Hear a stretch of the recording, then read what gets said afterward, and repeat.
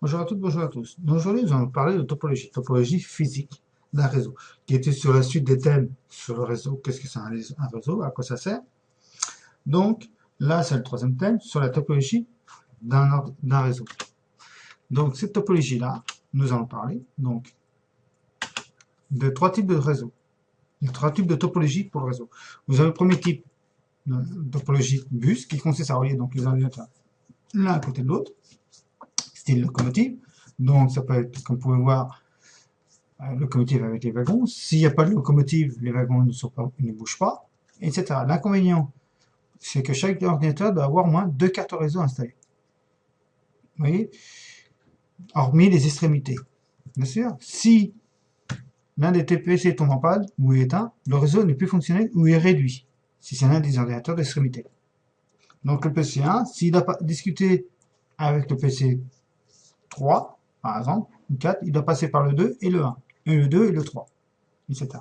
Ça, c'est la topologie bus. Vous avez la troisième topologie qui est l'anneau, qui consiste à peu près similaire au bus, sauf que là, tous les PC, obligatoirement, quels que soient les PC, ils doivent tous avoir obligatoirement deux cartes réseau. Alors que dans le bus, les deux PC d'extrémité du réseau peuvent avoir une carte réseau. Alors que la topologie anneau, lui, il faut qu'il aille les deux.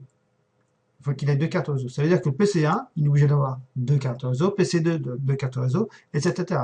Et si le PC1 veut discuter par exemple avec le PC4, il est obligé de passer soit par le PC2 ou le PC3 pour communiquer avec le 4. L'inconvénient, c'est qu'automatiquement, si le 3 ou le 4 est en panne, le réseau est réduit, voire il n'est plus fonctionnel. Plus souvent, il n'est plus fonctionnel, malheureusement. Il n'est pas en panne, le PC. C'est l'un des inconvénients. Les inconvénients, c'est qu'il peut être plus facilement piratable. Parce que automatiquement, vous faites l'intermédiaire entre les deux PC, vous voyez les informations qui circulent. D'accord? Comme dans le bus.